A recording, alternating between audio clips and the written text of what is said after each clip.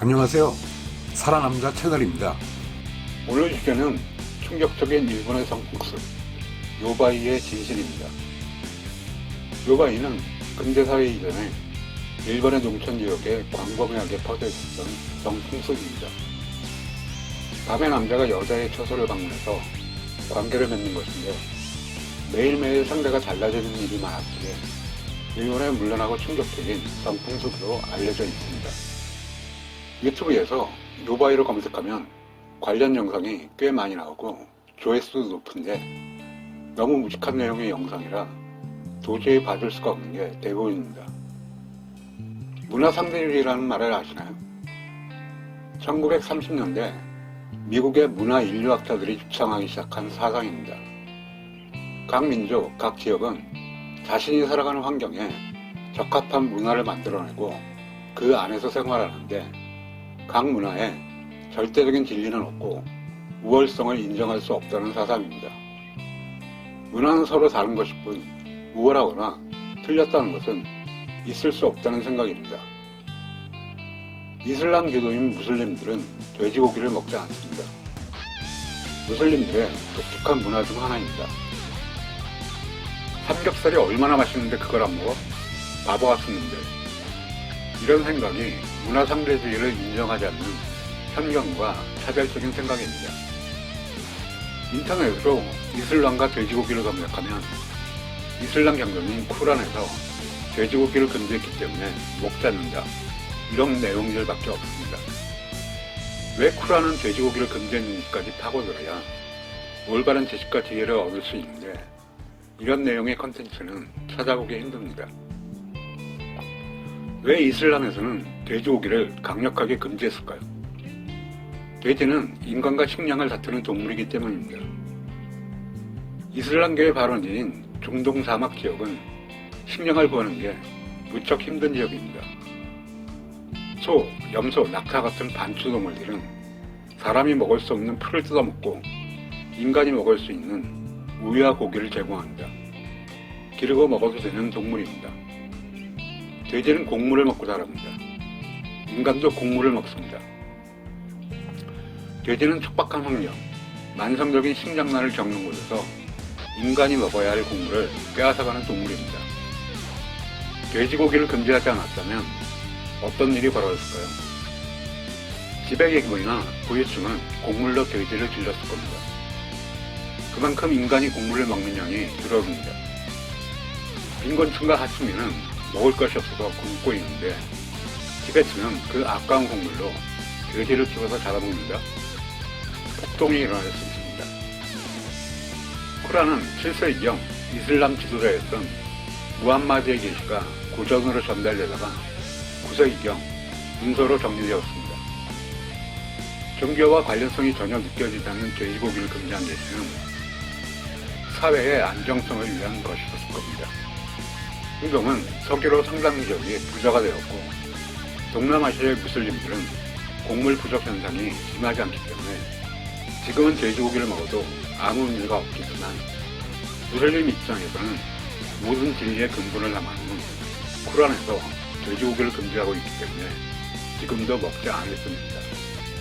본론인 일본 요바이 문화를 보겠습니다. 메이지 유신 이전의 일본의 농촌에서는 청춘 남녀들이 공동생활을 하는 것이 일반적이었습니다. 남자들은 사춘기가 시작되면, 여자들은 월경이 시작되면 동네 어귀에 커다란 집에서 공동생활을 시작했습니다. 남자들의 숙소와 여자들의 숙소는 따로 있었는데 남자들은 큰 방에서 같이 생활하고 여자들은 각자 자기 방을 지니고 있었습니다. 팔팔한 젊은이들이 모여 사는데 밤이 되면 아무 일도 없이 지나갈 리가 없습니다. 밤이 되면 남자들이 요바이를 시작합니다. 마음에 드는 여자들의 방에서 관계를 맺는 일입니다. 하지만 최종적인 선택권은 절대적으로 여자에게 있었습니다. 남자는 여자에게 말로, 노래로, 춤으로 구애를 합니다. 여자가 승낙을 하면 둘이서 하룻밤을 보내게 됩니다. 이런 일은 어떤 구속도 지니지 않습니다. 다음날 남자는 다른 여자의 방에 찾아갈 수 있습니다. 여자가 뭐라고 할 수 있는 문제가 아니었습니다. 여자도 한 번 받아들였던 남자를 언제든지 거부할 수 있었습니다. 그러다 아기가 생기면 어떻게 될까요? 아기 아버지가 누구인지 모르는 것이 당연합니다.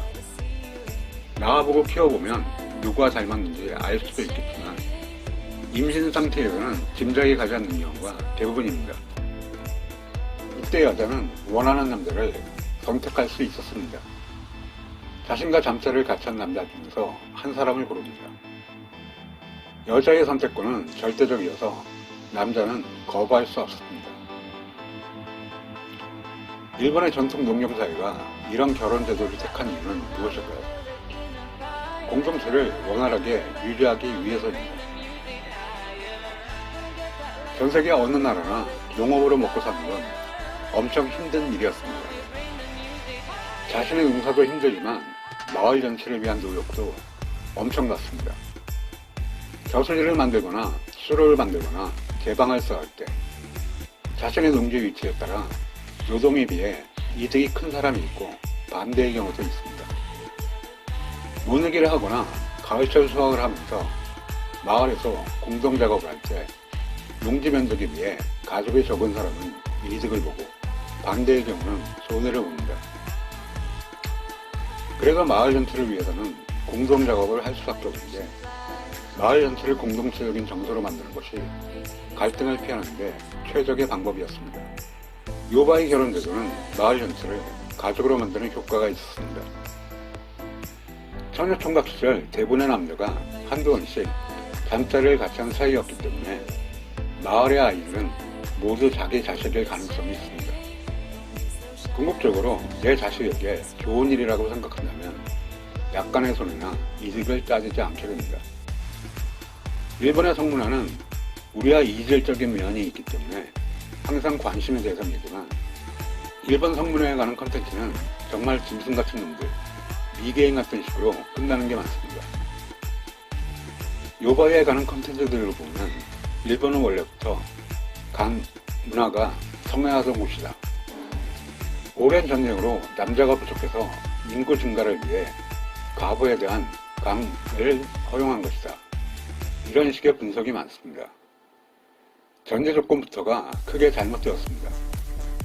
일본은 물론이고 전 세계 어디에서도 강 문화가 허용된 적이 없습니다. 사회 전체가 붕괴할 일입니다. 요바이에 관한 과거 문헌을 보면 성폭행에 가까운 일이 벌어진 적도 있다는데 오랜 기간 광범위한 지역에서 벌어졌던 일이므로 그런 일도 꽤 있었을 겁니다. 하지만 대개의 경우는 합의에 의해서 이루어졌습니다. 일본은 거의 전쟁을 치르지 않은 평화로운 나라였습니다. 오직 150년간의 전국시대 때만 치열하게 싸웠는데 그때도 사무라이들만 피 터지게 싸웠지 일반 백성들은 전쟁에 동원되어도 눈치를 보다가 자기 편이 들 것 같으면 도망치기 바빴기 때문에 사망자가 많이 나오지 않았습니다. 오랜 전란에 휩쓸려 남자가 항상 부족한 사회였다고요? 자신이 확실히 알고 있는 게 아닌 내용을 갖는 콘텐츠들은 걸러주시기 바랍니다. 1868년 메이지 유신이 벌어지고 근대 국가가 시작되면서 요바이 금지령이 선포됩니다. 농촌 마을 공동체를 배체시키는 과정에서 나온 일입니다. 메이지 유신 후 일본 정부는 천황을 중심으로 근대 국가를 건설하려고 합니다. 국가는 마을 공동체 연합이 아니라 천황 통치를 받는 개별 가족을 중심으로 개편되어야 합니다. 누가 내 아이인지 알 수 없는 요바이 결혼 제도는 개별 가족의 경계를 애매모호하게 만드는 근대 국가로 가는데 지장을 주는 문화였습니다. 하지만 요바이는 일본 농촌에 워낙 뿌리를 시켜내린 성풍속 혹은 결혼 제도라 완전히 사라진 것은 1950년대경이라고 합니다. 오늘 말씀드린 요바이 문화는 가장 보편적인 방식입니다. 시골의 농촌 공동체마다 조금씩 다른 부분도 있습니다.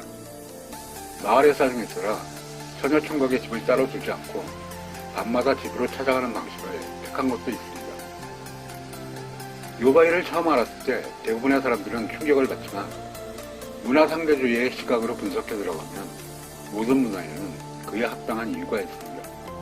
성문화를 바라보면서 성에 중점을 두지 말고 인간이 살아가는 방식으로서의 문화에 중점을 둔다면 우리와 매우 다른 성문화에도 관대해질 수 있을 겁니다. 오늘 얘기는 여기까지입니다. 재밌었다면 구독과 좋아요 부탁드립니다. 감사합니다.